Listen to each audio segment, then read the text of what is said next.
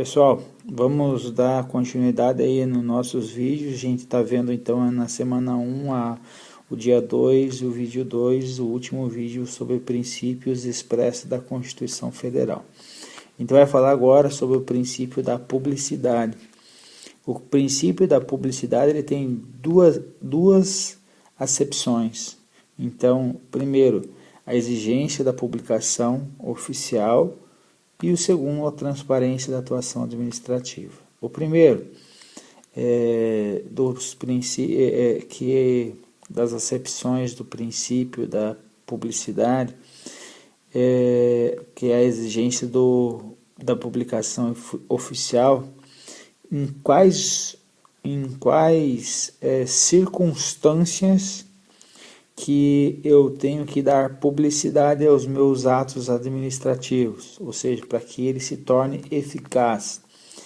Eu tenho que dar publicidade quando devo produzir efeitos externos, certo? Então, eu preciso comunicar algo ao administrado. Então, eu faço uma publicação num diário oficial da União, por exemplo, ou um jornal de grande circulação. Segundo, que implique em ônus para o patrimônio público. Exemplo, você está trabalhando no seu órgão, você vai fazer uma aquisição de algum bem ou serviço, você vai então ter o que? Trazer ônus para a administração, porque vai o que? Vai ter um custo, vai ter um gasto para fazer aquela aquisição. Então, isso é motivo para que tenha a exigência da publicação oficial. Então, é publicado no Diário Oficial da União o edital do pregão eletrônico, normalmente certo? A gente vai estudar sobre isso, modalidade do pregão, das licitações, tá? Então, por enquanto, é só para você entender que implicou em ônus ao patrimônio público, tenho que publicar, certo? Tem que dar aí ampla divulgação. Enquanto não publicado, não o torna inválido, apenas impossibilita de produzir os seus efeitos. Qual a diferença dos dois? Veja só, imagine você passou agora, certo? Terminou o programa, passou no concurso e a autoridade do órgão, eles fizeram uma portaria da sua nomeação, certo? Fizeram a portaria de nomeação e está em cima da mesa do dirigente. A minha pergunta, por não ter sido publicado, torna esse ato inválido? Resposta é não. Pergunta 2, você pode tomar posse? Foi nomeado? Não, porque você sequer tem o conhecimento. Então, para que torne válido esse ato, eu preciso dar a publicidade, eu preciso publicá-lo, certo? Então, se eu não publiquei, você não pode tomar posse. Então, por isso que ele não é inválido, mas impossibilita produzir os seus efeitos, ok? Então, essa aí é a distinção. Continuando. Então, ele não é um requisito de validade, como nós já falamos aí. E também, enquanto não publicado, quando a publicação é obrigatória, o ato ele é imperfeito, ou seja, ele não está concluído. Então, a tua portaria ela não se consumou ainda, está aguardando a publicação. Ok? Temos exceções ao princípio da publicidade? Obviamente que sim. Lembrar sempre que nada em direito é absoluto, certo? Como nós já falamos aí. Então, exceção, hipóteses de sigilos. Exemplo, algum ato que comprometa a publicidade, comprometa aí a segurança nacional, ok? Exigência inerente à própria noção do Estado democrático de direito. Então, assegura os meios de controle. Então, veja o que ele está dizendo aqui. Ele está dizendo, olha, para você, você está gerindo recurso público, vamos supor que você está falando não só recurso público, mas também outros atos que não gerem recursos que não diretamente, não causem, não impliquem em, como que eu posso te dizer aqui? Vamos puxar, não tem. Tá, vamos voltar aqui, ó. Eu quero te mostrar um negócio. Isso aqui que eu quero te mostrar, ó. Implique em ônus para o patrimônio público, certo? Então veja o seguinte, o que eu quero, a construção do pensamento. Implicou em ônus para o patrimônio público. O patrimônio público, o que é o patrimônio público? Abre um parênteses, patrimônio público é o que? A gestão dos recursos que estão entrando, que é público, certo? Em outras palavras, você está pagando os seus tributos e agora a administração pública está recebendo esses recursos que pertencem ao público. Se pertence ao público, agora eu vou ter que trazer o quê? Uma publicidade. Veja que a transparência e a publicação estão dentro da publicidade. Então eu tenho que trazer transparência, eu tenho que trazer publicidade, certo? Então isso é inerente ao Estado Democrático de Direito, porque vai assegurar o quê? Meios de controle. Quais são os meios de controle aí que mais estão presentes aí nesse aspecto? Primeiro, o controle interno. Segundo, controle externo. E terceiro, o controle social. Beleza? Continuando. Então, o princípio da publicidade, dupla acepção, a gente viu aí a exigência da publicação oficial e agora a gente vai falar um pouco sobre transparência da atuação administrativa, certo? Então, a transparência, ela deriva do princípio da indisponibilidade do interesse público, certo? Então, o interesse público ele é indisponível, certo?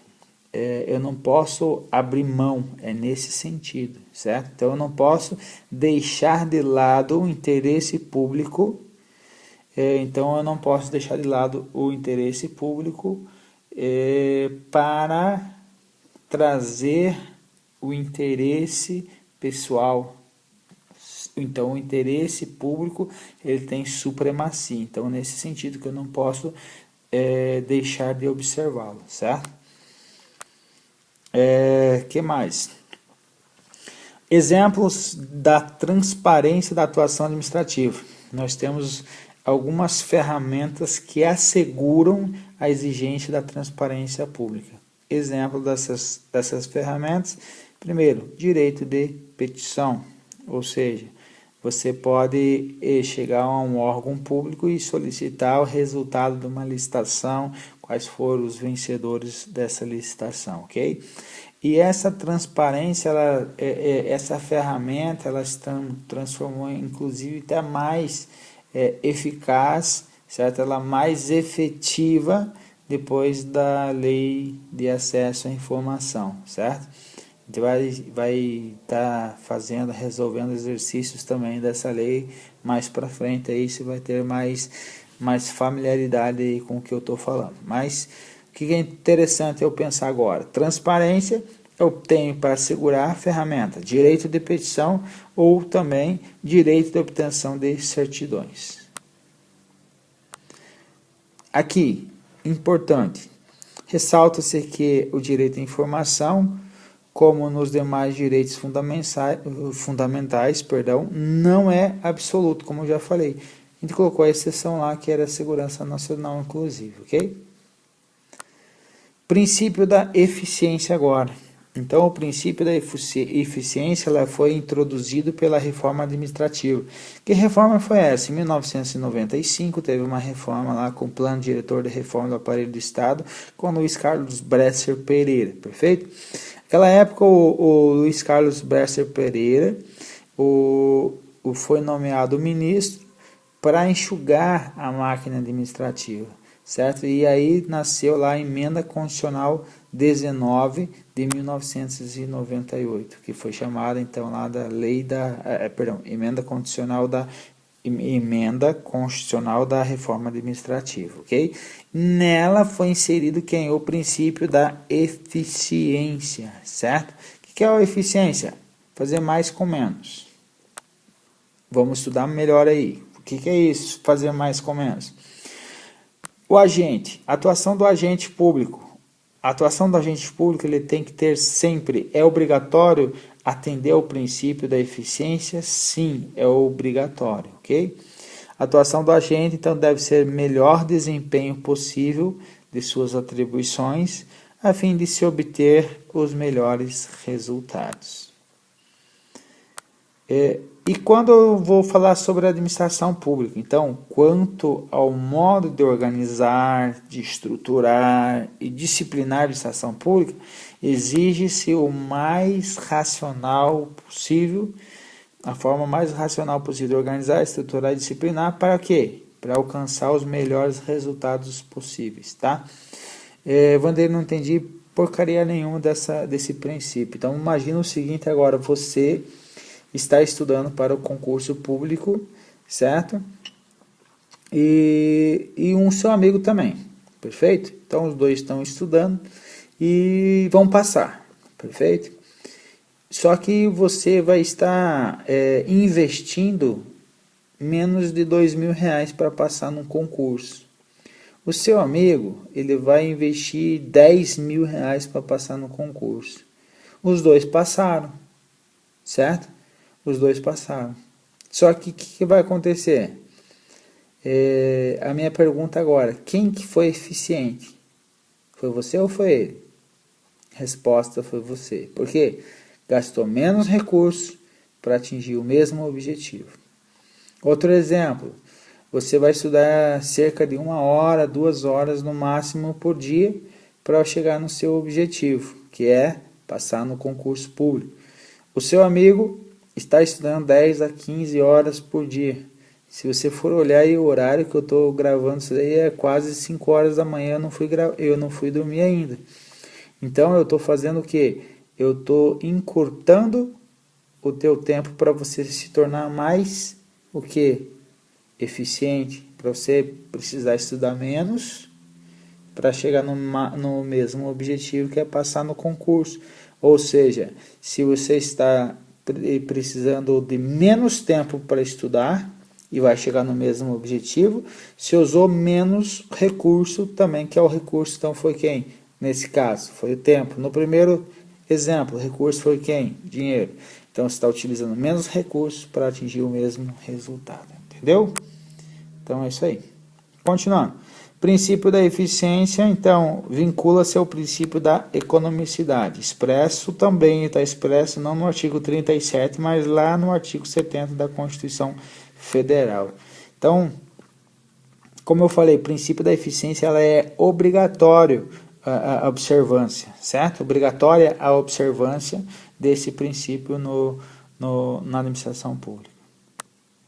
Pessoal, o que eu tinha para falar hoje é isso, então vamos lá dormir que amanhã é dia de trabalho novamente. Um abraço e fiquem com Deus aí.